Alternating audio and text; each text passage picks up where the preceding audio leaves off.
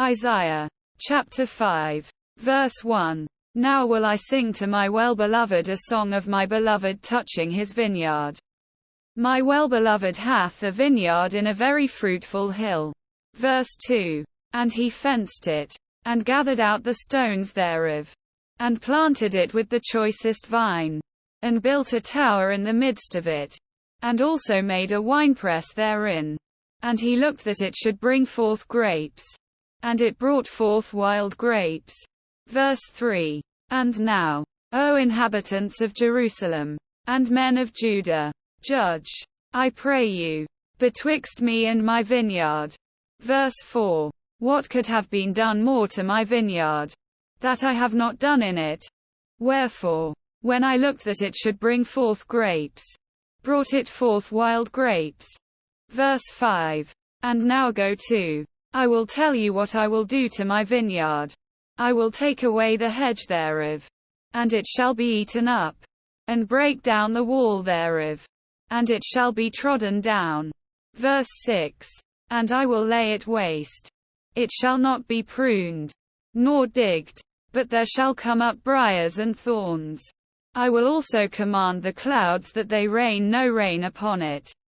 Verse 7. For the vineyard of the Lord of hosts is the house of Israel, and the men of Judah his pleasant plant. And he looked for judgment, but behold oppression, for righteousness, but behold a cry. Verse 8. Woe unto them that join house to house, that lay field to field, till there be no place, that they may be placed alone in the midst of the earth. Verse 9.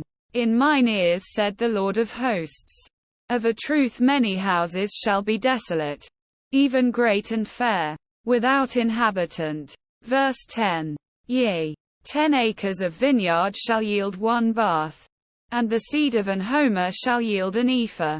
Verse 11. Woe unto them that rise up early in the morning, that they may follow strong drink, that continue until night, till wine inflame them.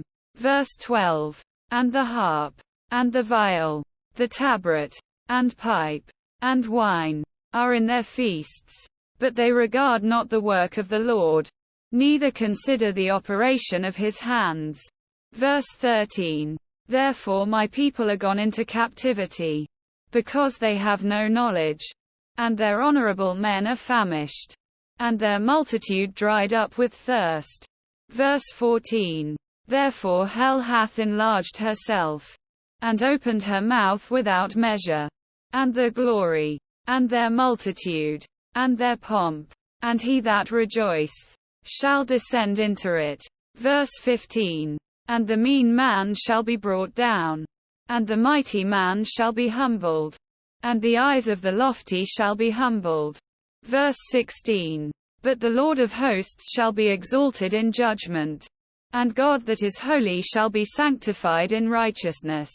Verse 17. Then shall the lambs feed after their manner, and the waste places of the fat ones shall strangers eat. Verse 18. Woe unto them that draw iniquity with cords of vanity, and sin as it were with a cart rope. Verse 19. That say, let him make speed, and hasten his work, that we may see it. And let the counsel of the Holy One of Israel draw nigh and come, that we may know it. Verse 20. Woe unto them that call evil good, and good evil, that put darkness for light, and light for darkness, that put bitter for sweet, and sweet for bitter. Verse 21. Woe unto them that are wise in their own eyes, and prudent in their own sight.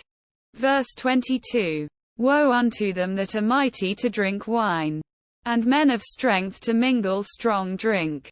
Verse 23. Which justify the wicked for reward, and take away the righteousness of the righteous from him. Verse 24. Therefore as the fire devoureth the stubble, and the flame consumeth the chaff, so their root shall be as rottenness, and their blossom shall go up as dust, because they have cast away the law of the Lord of hosts, and despised the word of the Holy One of Israel.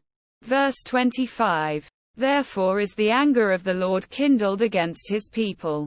And he hath stretched forth his hand against them, and hath smitten them. And the hills did tremble, and their carcasses were torn in the midst of the streets.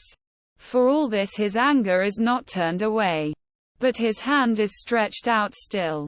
Verse 26. And he will lift up an ensign to the nations from far, and will hiss unto them from the end of the earth. And, behold, they shall come with speed swiftly. Verse 27. None shall be weary nor stumble among them. None shall slumber nor sleep. Neither shall the girdle of their loins be loosed, nor the latchet of their shoes be broken. Verse 28. Whose arrows are sharp, and all their bows bent. Their horses' hoofs shall be counted like flint, and their wheels like a whirlwind. Verse 29. Their roaring shall be like a lion. They shall roar like young lions. Yea, they shall roar, and lay hold of the prey, and shall carry it away safe, and none shall deliver it. Verse 30. And in that day they shall roar against them like the roaring of the sea.